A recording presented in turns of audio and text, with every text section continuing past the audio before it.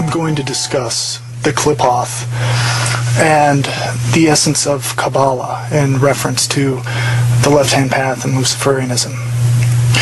Let's first understand that working with the Qliphoth is an extensive process which involves much discipline, a lot of patience, and the ability to not look too deeply into symbolism that is often so intricate that it can literally stump you and keep you in one place from moving on, trying to figure out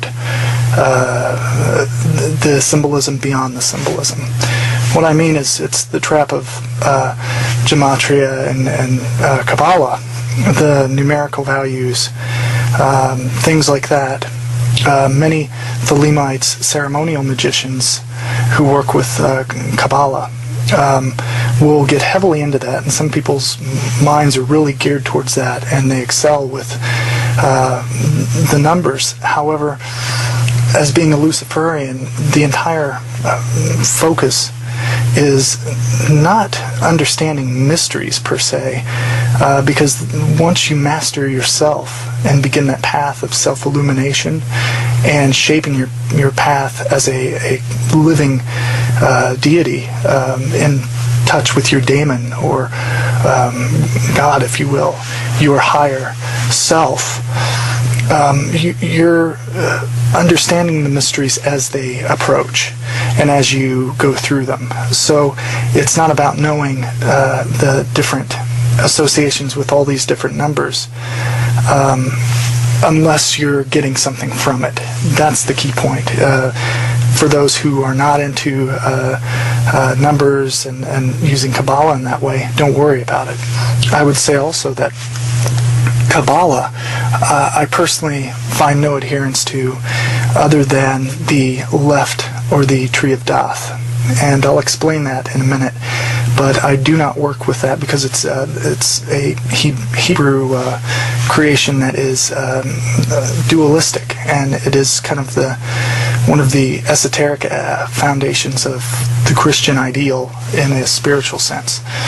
And remember that all of the demons and powers that are considered dark and demonic in the tree of death, or hidden wisdom, are in the various spheres, were pre-Christian conquering gods of wisdom, music, divination, love, lust, war, death, plague. All of those powers have been made and put on a darker mask in Kabbalah to appear as devils and destructive forces. The Qliphoth is not a destructive force if you approach it as a god. What I mean by that is the point of someone getting into magic in the first place is to compel and command their will upon the universe around them, what they can control, internally, externally. Finding a harmony with some godhead is really shooting yourself in the foot before you even get started, because your mind is already going to be trained in that dualistic Christian perversion that has plagued and restrained humanity for so long. When you first enter into the magic circle and you're calling forth the powers that you wish to call, when you get a taste of that spiritual, that mental illumination, that rush, that adrenaline rush, you're going to find that when you begin to think of yourself as the only God that is, and that all the powers in the universe, whatever you call, will come through your body as a temple and your mind, then you are really moving in a good concordance with the path of true will. The daemon, which is a major focus in the Luciferian workings, is the guiding, instinctual true will, the self-perfected and devoid of the personality that you have as a waking and breathing person. Once you begin to enter the path of Qliphoth, you're going to find power in the darkness. That power is not only the knowledge of who you are as a person, your weaknesses, your strengths, your passions, your hidden lusts, and you're going to find a way to really confront them and shape them and will them in your conscious life in a productive way. Doing that involves the breaking of duality. You will no longer, and you cannot, believe or even trust instinctually in good and evil because they don't exist. The Christian God Yahweh, same as the Jewish God, same thing, are tyrants and also destroyers of life, even though they claim to create all these things. Well, relatively, they're a couple thousand years old. The gods of the Luciferian path, the ones that we work with as a part of ourselves, are 4,000, 5,000 years old. Much older than this upstart Judeo-Christian God. Now, having said that, the Judeo-Christian God, Yahweh, is very in tune with denying natural instinct, denying magical power as an individual, working with different deific masks. It's all about destroying who you are as a human and destroying your potential, giving all of your energy to that power Yahweh, Christ, whatever that is. Luciferians will not fall into that trap because we do not believe or consider good and evil. We consider weakness, and if somebody does an act against humanity, then that is due to be punished. That is a crime. But it's not some malicious demon causing someone to do something. It is the power within the universe and the weak will to then do that criminal act. We're against that. Order, knowledge, wisdom, power, conquering power, achieving what we want in life is good.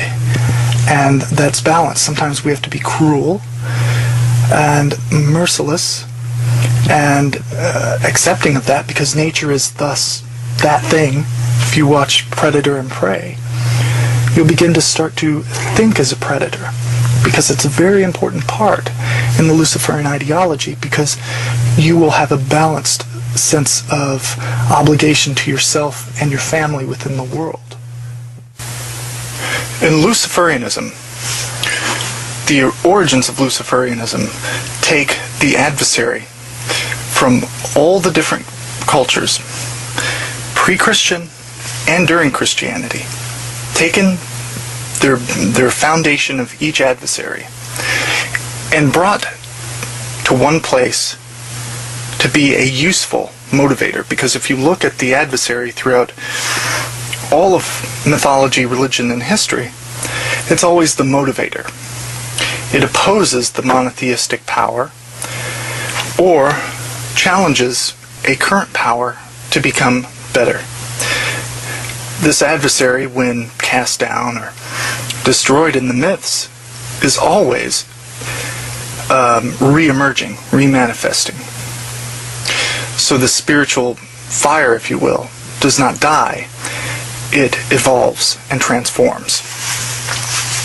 The concepts of the Bible of the adversary and adversarial light present the adversary from the lens of a Luciferian with the Judeo-Christian influence. Often when new Luciferians start practicing magic, and I say that because you're not going to practice magic the same way that you will if you were a non-Luciferian or left-hand path practitioner. You would approach it with using angels to command things and staying within a circle and being safe. We don't do that. I tested the theory against all who told me not to do it in the early to mid-1990s and did all of those workings counter the protection. And I can tell you that the power that you can obtain through believing in yourself, making everything a part of yourself, as the foundation that Anton LaVey presented, with the will and discipline that Crowley put forth, and the wide dynamic of and visionary of Charles Pace, those elements fueled the initiatory process to remanifest the adversary in the next stage of development. The angels in early Christianity were all of a sudden with this monotheistic new Hebraic God, which, by the way, took over from Canaan and the Ugaritic cultures and knocked all of the other gods out of the way. They became demons. Created all of a sudden all these angels or messengers.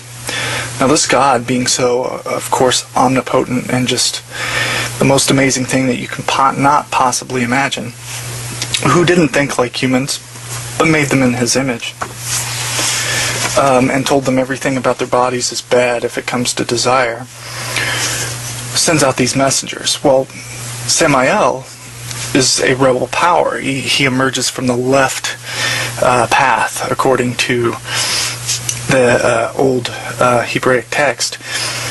And angels, in this context, are able to take spirit form. And, for instance, Satan from the Slavonic Book of Enoch is described as flying continually around the air above the abyss. And they can assume the forms that they wish from the elements that they're associated with. As far as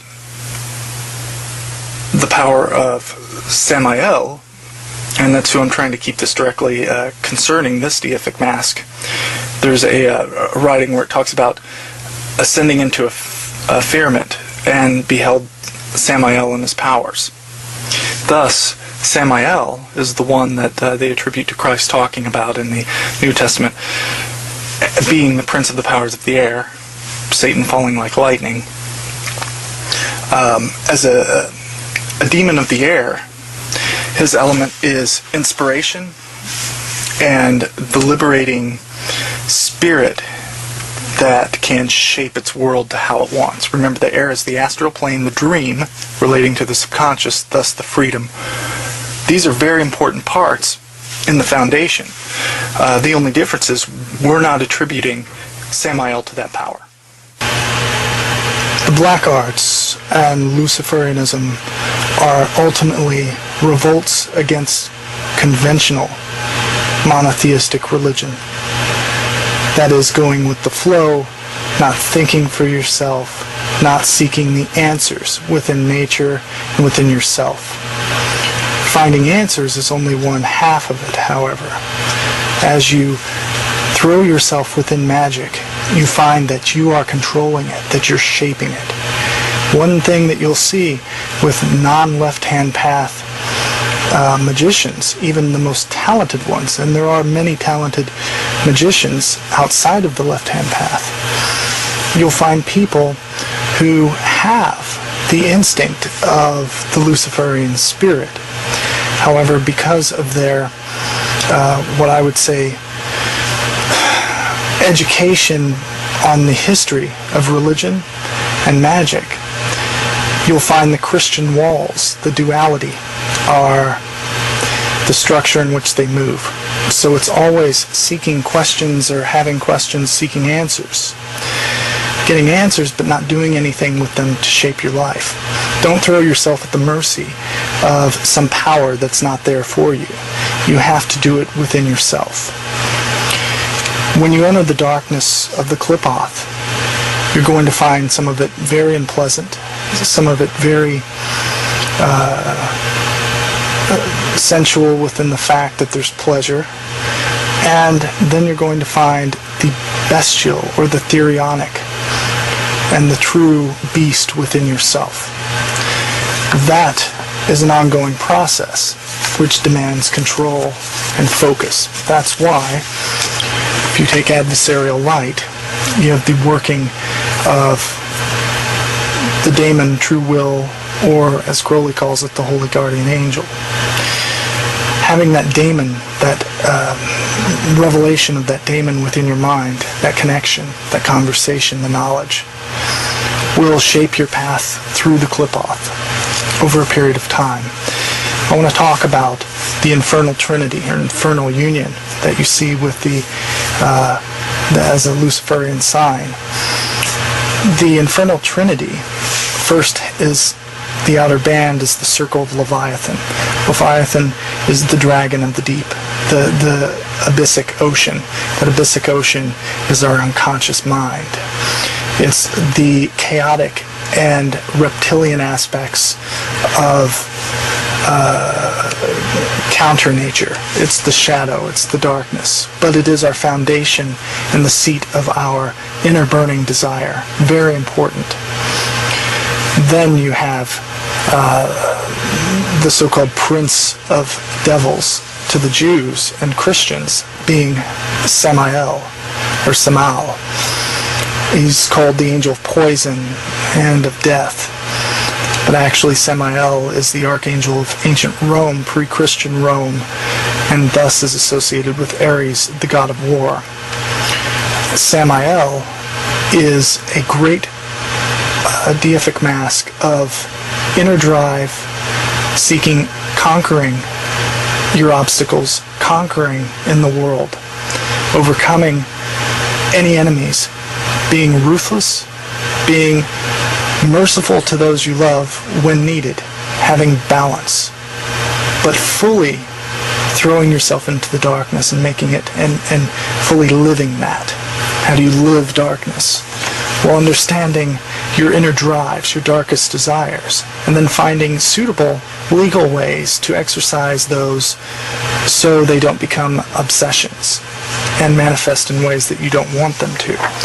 Also, understanding the essence of Samael is to understand the essence of humanity and how it works on a daily basis, and how manipulation is very important, because the Christians are experts at manipulation, from a public setting to a do this, don't do this, while I'm doing something else type of an ideology. So Samael represents the physical manifestation of your will, yourself, what you want to achieve. It's one half of the adversary. The other is Asnith Zenem, or Lilith. She is called the woman of whoredom by the Jews and Christians, obviously, because they hate women. This represents the fire serpent, the fiery, hungering, predatory instinct joined with Samael. When those two are united with the circle of Leviathan, that is all of the knowledge of your dark inner self finding a manifestation. Samael represents the Luciferian, the Luciferic Helios, the light bringer, the carrier of the torch. Your conscious, day-to-day, higher articulation of self, good manners, thinking before you act, etc. The union creates Chioa, or Chiva, the beast. The beast is the very center of the Sabbatic goat of Baphomet, the father of understanding. You create that within yourself. That process is not destructive, it's creative. As you move through Malkuth, the very first of Nahimath and the Black Earth, as you'll see within adversarial light, scales of the Black Serpent as well, the Order of Phosphorus is structured around this. That is gaining a mastery of all that I've discussed, the world around you, and understanding how glamour, how you look, how you think, how you talk to people, and actions that you do shape your tomorrow. So you use magic in that way to shape your tomorrow, your short-term and long-term of what you desire. In Kabbalah and Clip-Off, there's a lot of talk of the fall of man. Well, man, to a Luciferian woman, is not fallen. in a negative way. It represents fallen, represents to the Christians evil, someone who's fell out of the light. Well, you don't have light without darkness. Darkness is your foundation. From that, all emerges. Even look at the waters and the creation of Tiamat. All of those things are essential, and that type of balance is essential. And just because you find attributions within darkness do not mean that you're a negative or destructive person. It just means that you are quite in tune with your lusts and desires, but you balance it out with the higher articulation or the aspect of Samael. The conquering spirit is very important because you will have restraint when you need to, and you'll be ruthless when you have to be. And those are strategic acts. The Qliphoth, working with individual spheres and then the tunnels, there's something very important that you have to have, and that is the predatory spiritual instinct.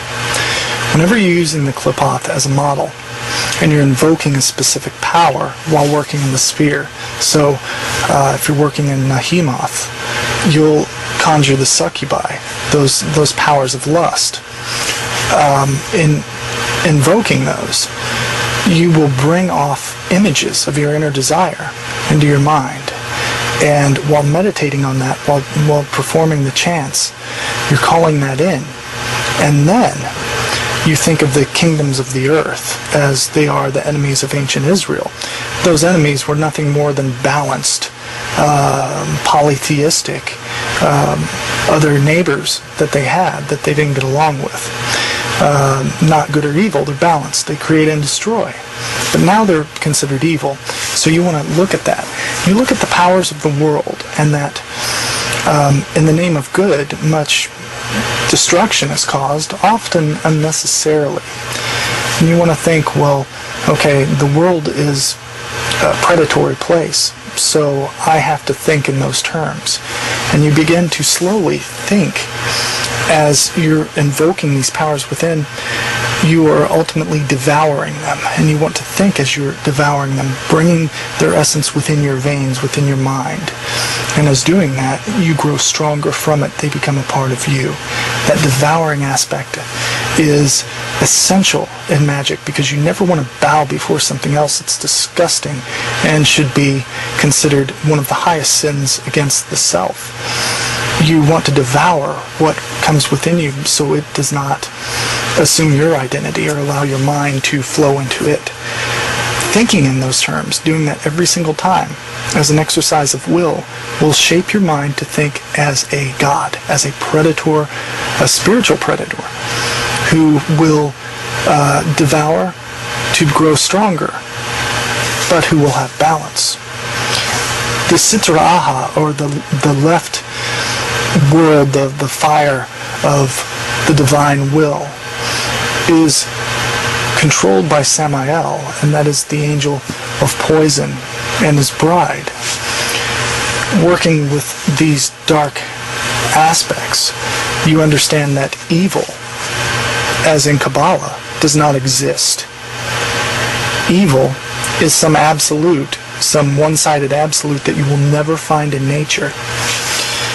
If you take a snake, for example, when it kills to eat. It doesn't kill to torture. It doesn't kill because it is getting off on it. It's killing to eat. It doesn't rob. It doesn't do all those things that good Christian people do. It kills to survive. Luciferians, if you were in a work situation and you had to be ruthless to throw someone under the bus to get a higher position, you calculate, does this person deserving of it? And how do you calculate deserving? Deserving would be, would they do the same to me? Have they gone behind my back? Those type of things. If they have, you use cunning and restraint to get your upper hand. That is a spiritual predator. Not someone who harms anyone or is a sociopath. You're still helping your family and being a loving member of your family. You're simply not bowing to what people say is good and evil. The knowledge of Qliphoth is the knowledge of natural man seeking to become a god. That's essentially Qliphoth. Moving through each sphere and tunnel, you're going to devour those powers, and they're going to take the form of your innermost desire. Think about that carefully when you consider the Qliphoth. It's extensive, and it can be overwhelming with symbolism. And if you listen to Kabbalists or traditional right-hand path ceremonial magicians, you're going to get thrown into good and evil, and you're going to find it very useless overall, because you're going to be invoking Yahweh and all these things before you enter the Qliphoth. For what end? Because you want to make yourself a slave? That's what you're doing every time you do those type of rituals, calling Christian or Jewish powers angels. The fallen angels are always the ones outside of Christianity. Samael and Azazel, Azza, all have origins in Greek and pre-Christian, pre-Judeo-Christian religions. They're conquerors. They're knowledge bringers. They teach humanity. They also destroy, and they create. That's the Qliphoth. As Samael and Lilith were emanated from the same black flame under the throne of Yahweh, according to Hebraic lore, they separated and went down to earth.